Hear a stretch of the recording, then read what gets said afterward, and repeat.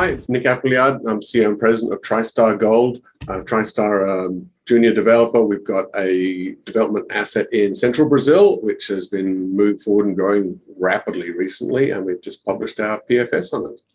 You have, Nicholas. Congratulations on that. I saw it, which hence the phone call. Some nice numbers in there. You must be quite pleased.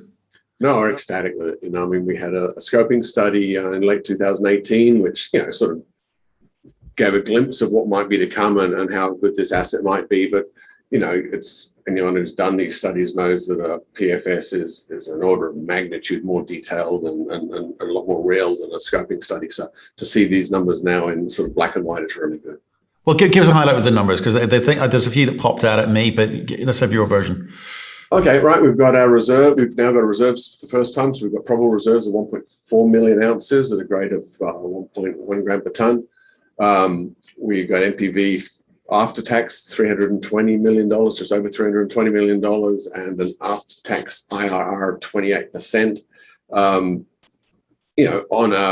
On a project which got capex of $260 million, which includes a mining fleet, and it's a 10,000 ton a day process. It's a big project, and I think the highlight for me is there's still room to grow. There's still a lot more there. Yeah, indeed. Look, we've talked in the past, in some detail about, how you've got to where you are and what the options available to you are. And there's a little bit of that I want to kind of go over again, because you've now kind of put a flag in the sand and said, actually, these numbers are a little bit more solid than previous scoping studies. It's in an environment which has been tricky for the last 12 months. I mean, precious metals come off.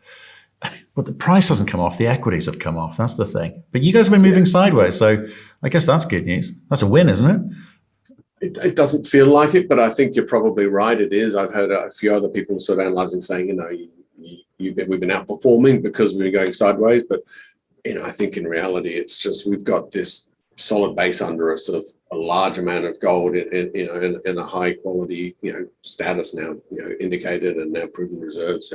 So it's like a floor under the stock. So there's not a lot of downside.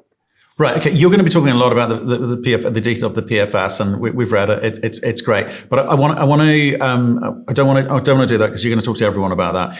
What I want to talk about is something that we've talked about in the past, which is, in this environment, you are a company of a certain size with limited resources, and you've got a decision to make now, right? Based on the numbers, you could probably go and raise some money in the market and move this thing forward. But there's also a lot of people circling each other at the moment, trying to work out, is it best for some of these Brazilian companies to come together? What do you think? Yeah, I mean, there's a lot of logic on juniors coming together. There are probably too many juniors out there altogether. I mean, just generically, regardless of us, there's too many juniors out there for sure. With us, we've still got a good treasury. We've still got between 7 and 8 million US in the bank. So we can move forward a fair bit, but we can't get it to the next milestone with that much money, which would be a full feasibility, fully permanent operation. So we do have to think about what we're doing next. But the sort of the center of the road plan for us will be move forward towards feasibility, move forward to increase reserves, and obviously even now we're steaming ahead with permitting. But we will also be seeing what other opportunities are out there to de-risk and add value for our shareholders in a better format. Right. So that's an aggressive stance, as in you would be the acquirer. Have you had any conversations? Have anyone wanted to have conversations with you? Well, I didn't mean to say we'd be the acquirer. I mean, if there's just better option in any way, whether we a merger of equals, a deal with a big company comes and takes a 20% stake in us to help us get to the next level before they make a final decision, or they make a final decision now. Anything. I mean, it's what's best for the shareholder for sure.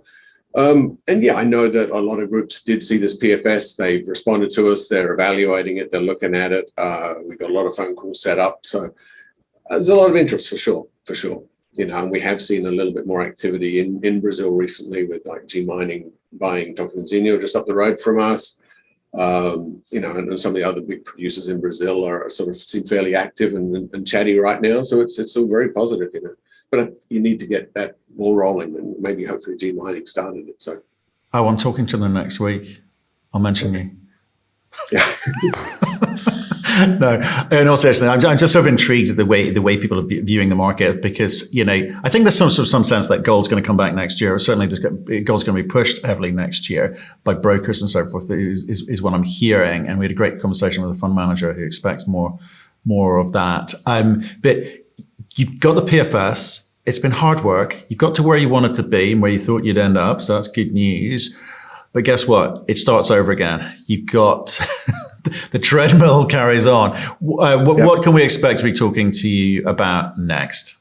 Probably a big focus of our activities, which probably doesn't get as much press, is going to be the permitting and de-risking activities. I mean, anything we do which is going to include a third party, they're going to want to see that permitting activities going ahead aggressively. So we're working on that full steam ahead right even today. And what we've done is hit the higher risk areas early on. No red flags, so we're super happy with that, but that carries on, the baseline work, the caves, the waterfalls, the hydrology, it's all going. But I think what we'll see in the shorter term will be an attack to increase the reserves, increase what we've called in phase one. Right now we've got 6 years of phase one, which is sort of the high profit margin portion of the deposit. See if we can extend that from 6 years to 8 years to 10 years, because that just straight on the bottom line now. And, with the pit designs, we can see where that heads out the pit walls, and we can see where we have to drill very simply.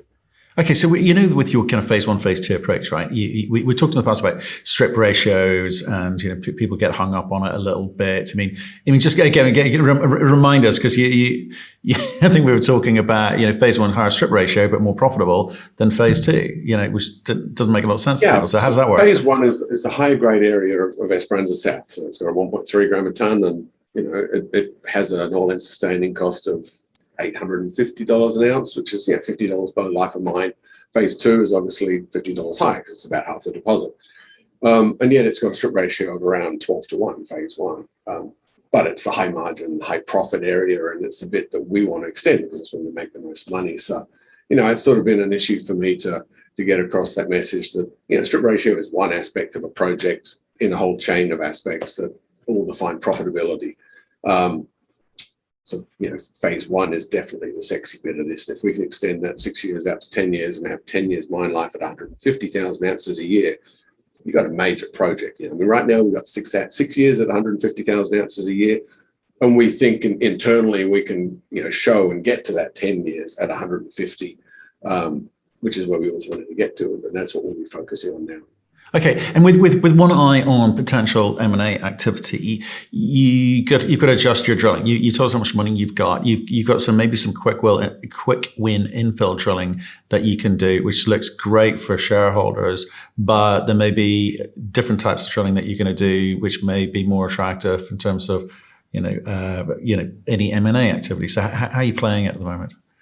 Well, I think the M&A activity, generally someone, if it was an acquisition, someone coming in, they're going to, it's a bit of a sales game. They're going to say, well, we'll pay for the reserves, but, resources out there, nothing, So, and we'll try and say the exact opposite. Oh, those resources will all convert and there's a lot of value, and you hopefully negotiate in the middle.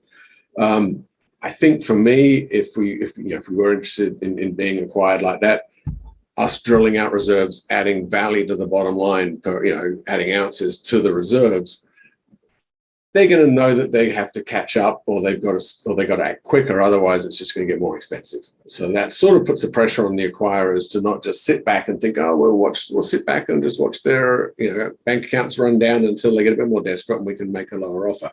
We're not going to let that happen. We're going to add value to it and be advancing it, doing the permitting, speaking to people about financing that full permitted project, because obviously if you've got a fully permitted, full feasibility project, that's even it's an even better value at that stage.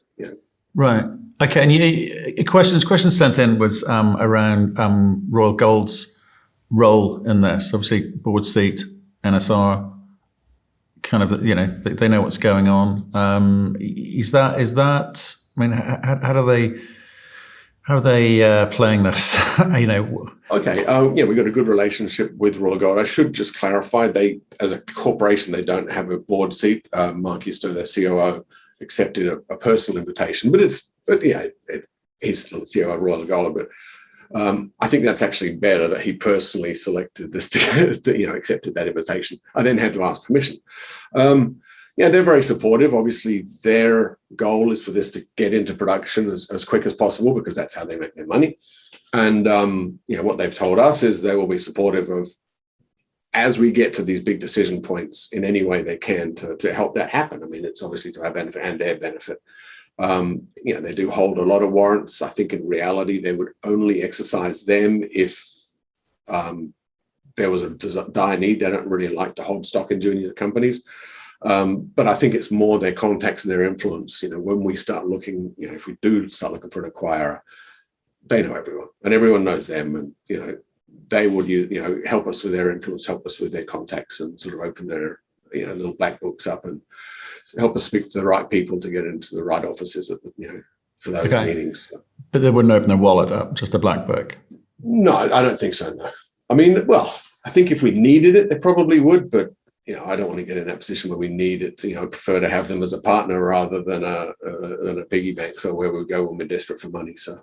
Okay, you're gonna have a few days off now. This press release, PFS is out, are you? Is that the? No, not a chance. So surely that's the way it works. It's busy. It's been busy this last month getting that last 2% finished. It was really a challenge actually, and now we get busy. So.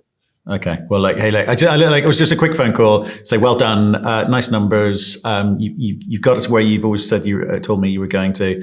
So appreciate you letting us hear it from the horse's mouth, as it were. Thank you. No problem. No, we are super excited about this now. It feels really good to get here, and it shows this project's a great project.